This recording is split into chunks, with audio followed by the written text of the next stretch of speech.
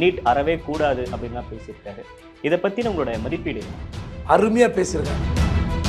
இப்போ திமுக வந்து ஐயோ விஜய் வந்து நம்ம பாலிசி கையில் எடுத்துட்டாரு, ஸ்ட்ரென்த்து வந்து அவர் சொல்லும்போது இன்னும் வலிமை மிக்குது. தமிழ்நாட்டில் பாஜக தவிர எல்லாரும் ஒரே நிலையில் இருக்காங்க அப்படின்றப்ப விஜய் அந்த அணியோட தான் சேர்றாரா? அவரும் தனித்து இருக்கு அரசியல் செய்யணும்னு விரும்பலையா? இப்போ இந்த விஜயோடைய பேச்சு அப்படின்றது யாரை எதிர்நோக்கி இருக்கு? திமுகவா பாஜகவா? லைட்டாக திமுகவுக்கு எதிராக ஒரு சின்னதாக ஒரு பால் உருட்டினாரு இந்த கள்ளச்சாராயம் சாராய விவகாரத்தை வந்து. பட் இப்போ ஒன்றிய அரசு அப்படின்னா பாஜகவை நேரடியாக விமர்சிக்கிறாரா? ஒன்றிய அரசு அப்படின்ற வார்த்தைகள் பயன்படுத்துறது மூலியமா, மாநில உரிமை இந்த வார்த்தைகள் பயன்படுத்துறது மூலியமா விஜய் பின்னாடி ஒரு அணிகள் வர வாய்ப்புகள் இருக்கா? அவர் எந்த அணியில் சேரப்படுறார்? திமுக அணி ஆல்ரெடி ஹவுஸ்ஃபுல், டோர் க்ளோஸ்டு. அவர் அதிமுக பக்கம் போவாரா நமக்கு தெரியாது, அது இன்னும் விட இல்லை. சீமானுடன் பயணம் செய்ய மாட்டார் என்று நம்புகிறேன். ரெண்டு பக்கம் யங்ஸ்டர் தானே சார், அந்த யங்ஸ்டர் வாக்குகள் ஒன்று சேர்ந்தால் அது ஒரு வலுவான அணியாக மாறும் அப்படின்னு நம்ம பார்க்கக்கூடாதா? இரண்டு பக்கமும் சேர்ந்தால் 8-16% பிடிச்சி என்ன பண்ண போறீங்க? விஜய்க்கு ஒரு கருத்து இருக்கும், ஆனால் தம்பி சும்மா இருப்பா, அவனுக்கு என்ன தெரியும், நீ எவ்வளோ நாளா அப்படின்னு சொல்லிட்டாருன்னா, எனக்கு தெரிந்தவரை விஜய் வந்து தனியாக தான் இருப்பார் நான் நம்புகிறேன். ஒருவேளை அதிமுக நெருங்குறாங்களா விஜய் பக்கம்? விஜய்க்காக அதிமுக காத்து கிடக்கிறது அப்படின்னு சொன்னால் தப்பே இல்லை. கட்சி மட்டும் இல்லை, அதோட பொதுச்செயலர் எடப்பாடியே தயாராக இருப்பார். காங்கிரஸுக்கும் விஜய் ஏதோ கணக்கு போடுறாரா அப்படின்ற மாதிரி செய்திகள் வர ஆரம்பிக்குது. 2022 2 வருஷத்தில் 18 மாதங்களில் திமுகவுக்கு என்ன மாதிரி சவால்கள் இருக்கிறது தெரியல. வேறு ஏதாவது பிரச்சனை வெடித்து ஏதோ ஒரு சின்ன சலம்பல் வந்துன்னு வச்சுங்களேன், பிசிக்கு அடுத்து அதிகமாக கேட்கும், காங்கிரஸ் அதிகமாக கேட்கும். ஒரு லாபம் அடைவதற்கு எல்லா அரசியல் கட்சியும் தயாராக இருக்கும், அது விஜயம் அடங்கும்.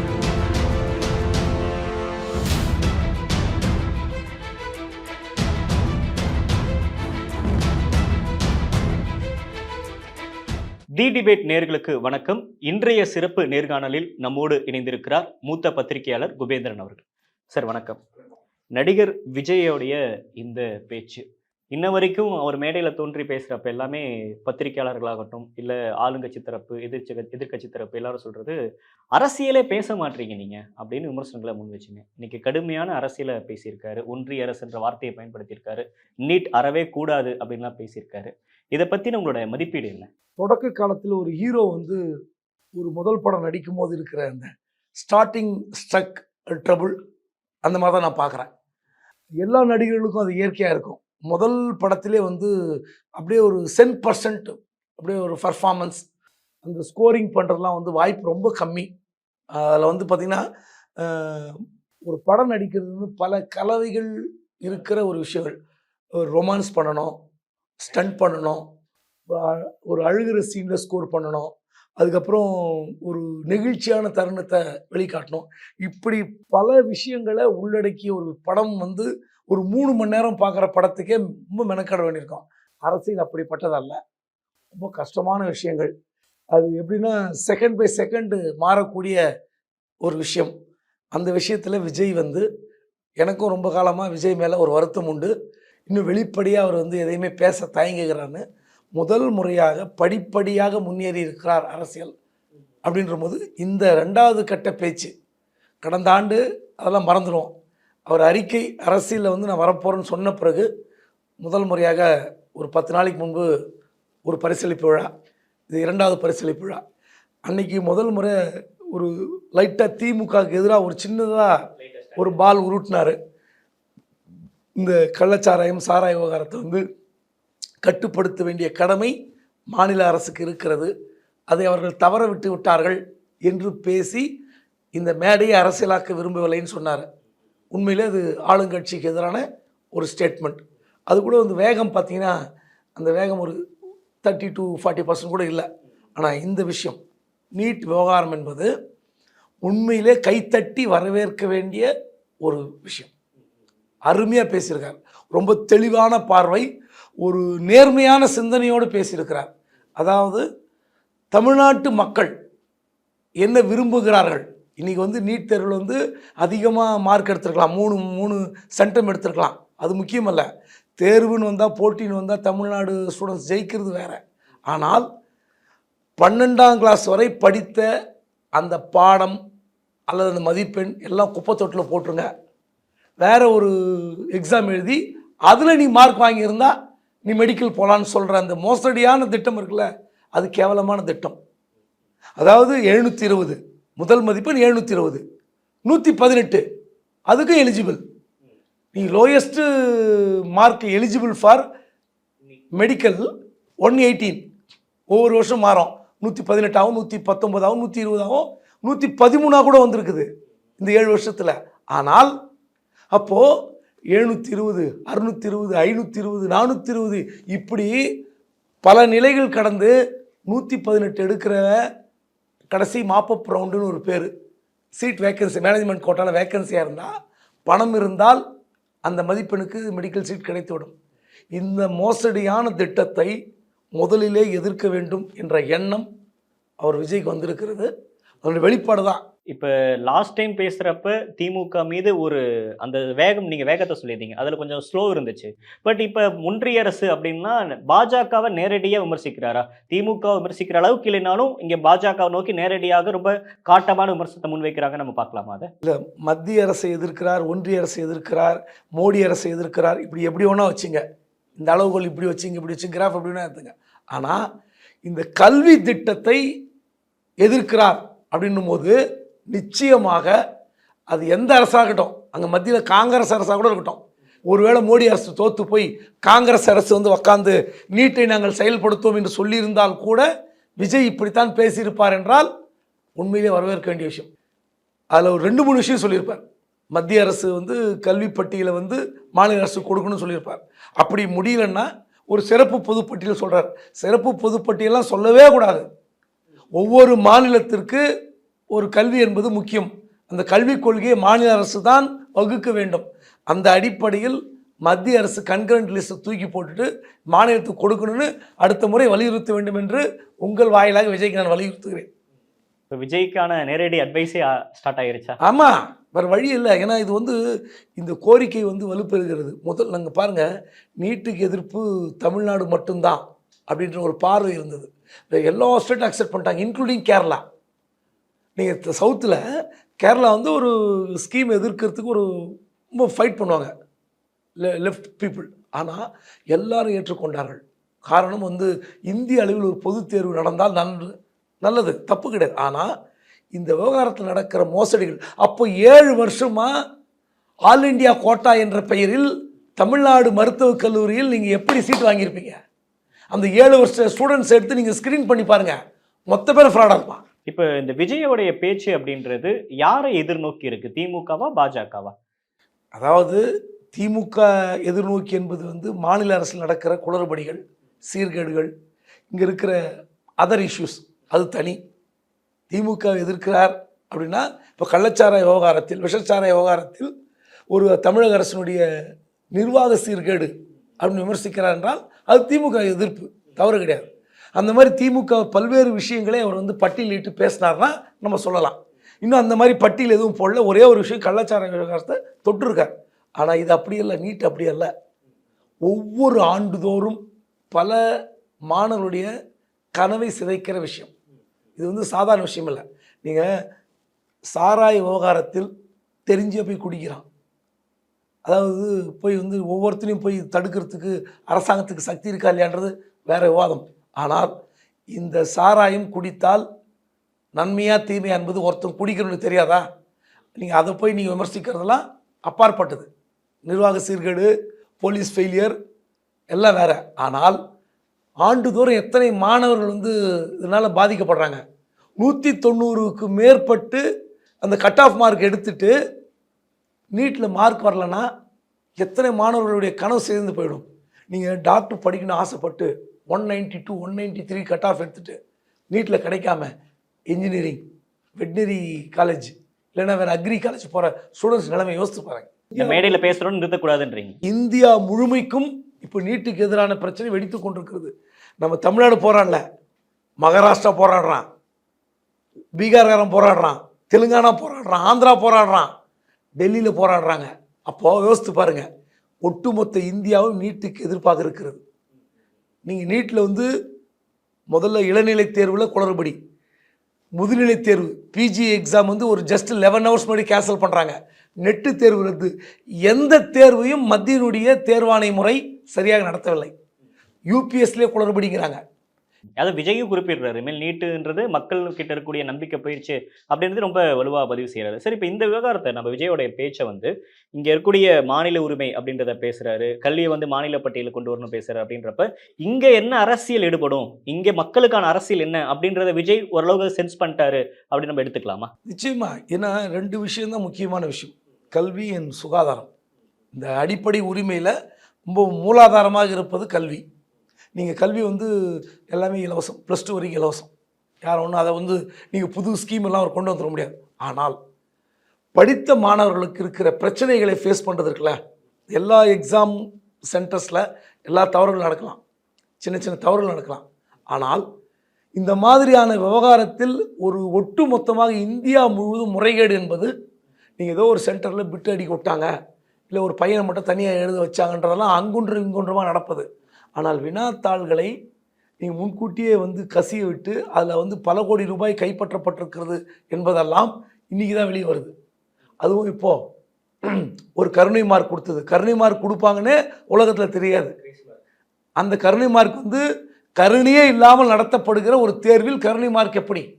இந்த விவகாரத்தை பொறுத்தவரை தமிழ்நாடு ஏகோபித்த ஆதரவு விஜய்க்கு கிடைக்கும். சரி, இப்போ அரசியல் ரீதியாக பார்க்குறப்ப விஜயோடைய அந்த பேச்சு அப்படின்றது இல்லை, இங்கே இருக்கக்கூடிய அதிமுக வரவேற்கிறாங்க, திமுகவும் வரவேற்க செய்கிறாங்க. அப்படின்றப்ப இந்த இதை எப்படி சார் நம்ம புரிஞ்சுக்கணும்? நீட்டுக்கு எதிரான தீர்மானத்தை நிறைவேற்றும் போது சட்டமன்றத்தில் அதிமுக பாஜக தவிர எல்லாரும் ஆதரிச்சாங்க. அதுதான் இந்த விஷயத்தில் வந்து நீங்கள் இப்போ காவிரி விஷயத்தில், முல்லை பெரியார் விஷயத்தில், பாலாறு விஷயத்தில் அனைத்து கட்சி கூட்டம் போட்டு ஒரு ஏகமனதாக தீர்மானம் ஏற்றுகிறது போல தான் விஜய் கட்சியும் இதில் வரணும், இணையணும். வேறு வழி இல்லை.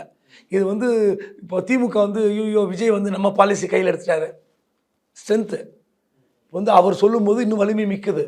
2வது, ஒட்டுமொத்த தமிழ்நாட்டில் எல்லா கட்சிகளும் எக்ஸப்ட் பாஜக எல்லா கட்சிகளும் நீட்டுக்கு எதிராக இருப்பதை மத்திய அரசு உணர வேண்டும். இல்லை சார், இப்போ மக்கள் அதை எப்படி பார்ப்பாங்க? இப்போ திராவிடம் பேசக்கூடிய திமுகவும் அதே டோனில் இருக்காங்க, அதிமுக அதே டோனில் இருக்காங்க, தமிழ்நாட்டில் பாஜக தவிர எல்லாரும் ஒரே நிலையில் இருக்காங்க. அப்படின்றப்ப விஜய் அந்த அணியோட தான் சேர்றாரா?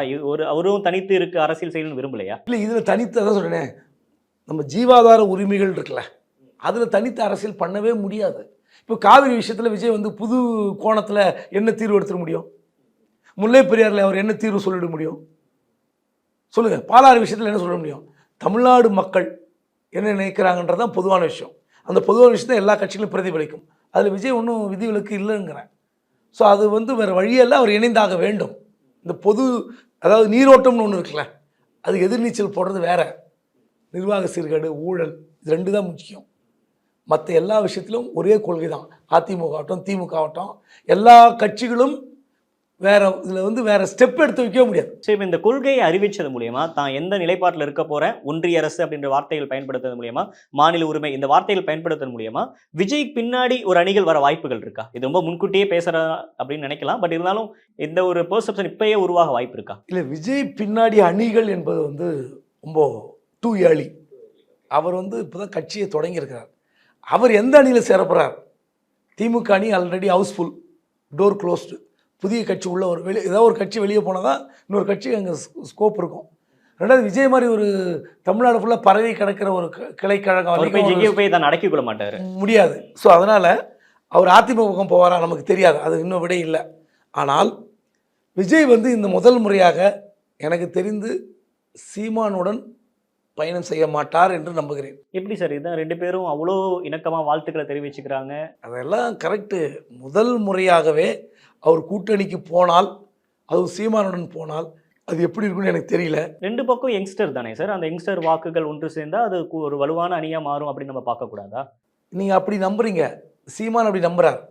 ஏமா, நமக்கும் இளைஞர் பட்டாளம் இருக்கிறது, விஜய்க்கும் ஒரு இளைஞர் பட்டாளம் இருக்கிறது. 2 பக்கமும் சேர்ந்தால் 8 16% பிடிச்சி என்ன பண்ண போகிறீங்க? என்ன பண்ண போகிறீங்க? ஆட்சிக்கு வர முடியுமா? ஆட்சிக்கு வருவதற்கு 40% தேவை, குறைந்தது 38 37 தேவை. அப்படி இருக்கும்போது விஜய்க்கு வந்து என்ன அறிவுரை சொல்லப்படும் என்றால், சீமான் வந்து என்ன சொல்ற, நான் தான் அண்ணன், நான் சொல்கிறதான் கேட்கணும். அவர் எந்த அட்வைஸும் கேட்க மாட்டார், எந்த தம்பி சொல்வதையும் கேட்க மாட்டார். அப்படி இருந்தால் ஒரு தம்பி கூட அவர் விட்டு வெளியேறிக்க மாட்டார். ஒரு கட்சியில் உள்கட்சியில் வந்து தலைவர் முடிவு எடுக்கலாம், தவறு கிடையாது. ஆனால் உள்கட்சி ஜனநாயகம் என்று ஒன்று இருக்கும். நீங்கள் அந்த கட்சியிலிருந்து வெளியேறிய யாராவது ஒருவர் எங்கள் பிரச்சனையை நாங்கள் சொல்வதை காது கொடுத்து சீமான் கேட்டார் அப்படின்னு எங்கேயா சொல்லியிருக்காங்களா? யாராவது ஒருத்தர் அங்கிருந்து வெளியேறி பல கட்சிகள் இருக்காங்க, சரி வெளியேறி தனியாகவும் இருக்காங்க, அவங்க நிலைமை யோசித்து பாருங்க. எல்லா அரசியல் கட்சியிலும் இப்படி தானே சார் வெளியேறுவாங்க, தலைமையோட ஏதோ ஒரு முரண்பாடு ஏற்படும், அப்படிதானே எல்லாத்தையும். இல்லையே, நீங்கள் திமுக வேண்டாம் அதிமுக வேண்டாம் என்ற அந்த திராவிட சிந்தனைகளே வேண்டாம், தமிழ் தேசியம் புதுசாக ஒரு கொள்கையை வகுக்கிறார். அந்த கொள்கையை ஏற்கக்கூடிய இளைஞர்கள் புதுசாக வந்து கருத்துருத்தாக அந்த கருத்து வந்து உருவாக்கத்தோடு வருகிறார்கள். இது ஒரு புதிய பார்வை இருக்கிறது. இந்த 2 திராவிட கட்சிகளும் ஆண்டாண்டு காலமாக ஆட்சியில் கொள்ளையடிக்கிறார்கள், ஊழல் செய்கிறார்கள், நான் அப்படி அல்லன்றார்.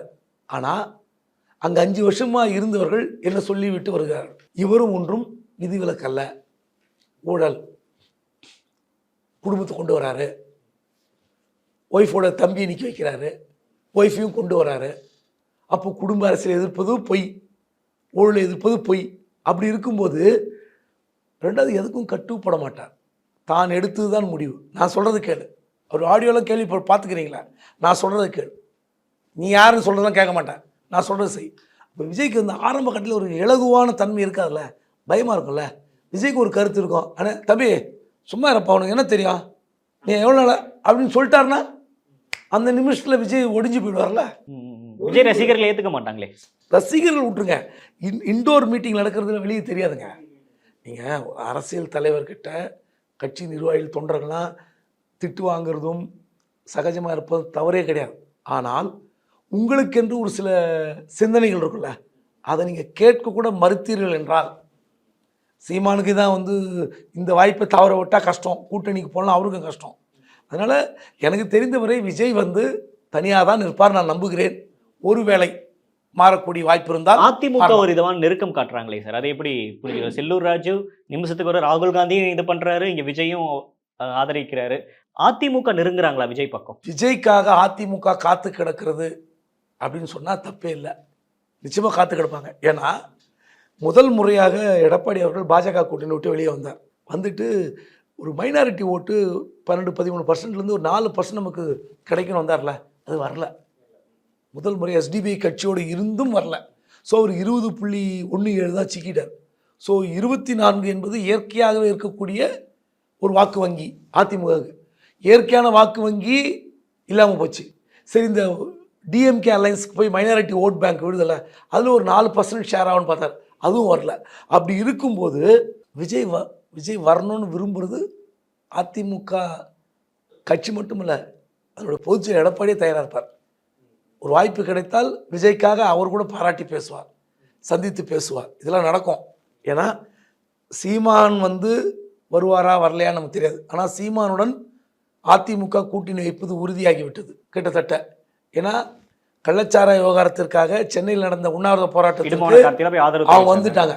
ஸோ கண்டிப்பாக அந்த இடத்துக்கு இவங்க வாலண்டியராக போக முடியாது. ஒன்று இவங்க கூப்பிட்டுருக்கணும், நீங்கள் வாங்கன்னு கூப்பிட்டுருக்கணும். சீமானே வந்திருந்தா அது கலர் இன்னும் வேற மாதிரி இருக்கும். அப்போ விக்கிரவாண்டியிலனால வரல, அவர் இருந்து சென்னை தான் வந்திருப்பார். நான் வரலங்க, என்னுடைய டீம் அனுப்புறேன்னு அனுப்பியிருப்பார். ஸோ கிட்டத்தட்ட கூட்டணி உறுதி என்பது நமக்கெல்லாம் தெரிந்து ஒரு உண்மையான ஒரு முகமாகி போச்சு. பயங்கர எக்ஸ்க்ளூசிவாக இருக்கு. ஆமாம், உண்மைதான். இந்த முறை கூட்டணி உறுதி. ஒருவேளை கூட்டணி பேச்சுவார்த்தை தொடங்கும் போது சீமான் முரண்டு பிடிக்கிறார், 80 கொடு 90 கொடுன்னு நின்னார்னு வச்சுங்களேன், அந்த நேரத்தில் ஒரு 60 சீட்டு 50 சீட்டுக்கு விஜய் கொடுத்து தூக்கிடலான்னு, தலைவா விஜய் வரத்துக்கு ரெடியாக இருக்காருன்னு. விஜய் வந்தால், நான் யூகத்தில் சொல்கிறேன், எது நான் வந்து நடக்கும்லாம் சொல்ல, சீமான் ஒதுக்கிட்டு விஜய் கூப்பிட்டா விஜய் இன்னும் பயங்கரமாக இருக்கும்ல. இப்போ மாநில அரசியல் இதை புரிஞ்சிக்க முடியுது. இங்கே வந்து ஒரு வெற்றிடம் இருக்குது, அதிமுக வந்து தோல்வி முகத்தில் இருக்கிறாங்க, அவங்களுக்கான ஒரு ஸ்டார் முகம் தேவைப்படுதுன்னு புரிஞ்சிக்க முடியுது.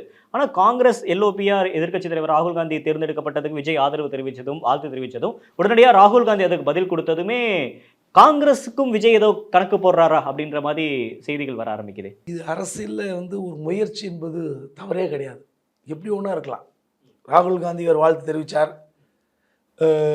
ராகுல் காந்தி இவருக்கு வாழ்த்து தெரிவித்ததெல்லாம் வந்து நேச்சுரலாக நடக்கிறதா கூட வச்சுப்போம். ஆனால் 2022 2 வருஷத்தில் 18 மாதங்களில் திமுகவுக்கு என்ன மாதிரி சவால்கள் இருக்கிறதுன்னு தெரியல. ஸோ கூட்டணி இன்டாக்டாக இருக்குது. அந்த கூட்டணியை கலைஞரை விட ரொம்ப கட்டுக்கோப்பாக காப்பாற்றி கொண்டிருக்கிறார் முதலமைச்சர் ஸ்டாலின். ஆனால் வேறு ஏதாவது பிரச்சனை வெடித்து ஏதோ ஒரு சின்ன சலம்பல் வந்துன்னு வச்சுங்களேன், இப்போ இந்த கள்ளக்குறிச்சியில் கூட்டணி கட்சிகள் ஆர்ப்பாட்டமே ஒரு விதமான கஷ்டத்தை அதெல்லாம் ஒன்றுமே கிடையாது. அந்த விவகாரத்தில் அதெல்லாம் ஒன்றுமே கிடையாது, நத்திங். நீங்கள் வட மாவட்டத்தில் கள்ளச்சாராயம் நீ தான் இருக்கா, எல்லா கட்சிக்கும் தெரியும், எல்லா கட்சிக்கும் தெரியும், காலங்காலமாக இருக்குது. மற்ற வெஸ்ட் ஜோனில் சாராயம் இல்லை, டெல்டாவில் கொஞ்சம் இருக்குது, சவுத்தில் கொஞ்சம் இருக்கலாம். மற்றபடி அதிகமாக சாராயம் இருப்பது விற்கப்படுது, காய்ச்சி விற்கப்படுது வட மாவட்டங்கள். தருமபுரியில் இந்த பக்கம் அப் டு காஞ்சிபுரம் வரைக்கும், அதே மாதிரி தருமபுரியில் அப் டு திருவள்ளூர் வரைக்கும் இந்த ட்ரையாங்கிள் பார்டரில் கள்ளச்சாராயம் விற்கப்படுகிறது, எல்லாருக்கும் தெரியும். இதனால கூட்டணி உடையாது. கூட்டணி உடைவது என்பது வேறு. அப்போ வந்து உங்களுடைய சீட்டு அடுத்து டிமாண்ட். நீங்கள் வந்து இப்போ கட்சி காங்கிரஸ் வளர்க்கிறது, எங்களுக்கு சீட்டு கொடுங்க, ஏதோ உள்கட்சி தகராறு, எங்களுக்கு என்ன இவங்களெல்லாம் சீட்டு நீங்கள் நீங்களே இந்த 24 பேர் எம்எல்ஏ எம்பியாக இருப்பீங்களான்னு அன்றைக்கி பேசினாங்கல்ல சத்தியபதி பவனில். இந்த 35 பேரே மட்டும் இருப்பீங்களா? 10 எம்பி 25 எம்எல்ஏ 35 பேர் தான் கட்சி. எத்தனை நாள் தான் இன்னொரு தான் சார்ந்து இருக்கிறது. இந்த மாதிரி விவகாரங்கள் இன்னும் வலிமையாக வடிக்கும் போது விசிகா பார்க்கும்போது அந்த குரல் எழுது இல்லை சார், அங்கீகாரம் வாங்கிட்டோம், நம்ம கண்டிப்பாக கூடுதலாக இடம் போடணும், திருமக்கான மவுஸ் இருக்கு, கண்டிப்பாக. இப்போ அடுத்து அதிகமாக கேட்பாங்க, விசிக்கு அடுத்து அதிகமாக கேட்கும், காங்கிரஸ் அதிகமாக கேட்கும். இந்த 2 கட்சி தான் இப்போ இருக்கிற இடத்துல அதிகமாக கேட்கும்.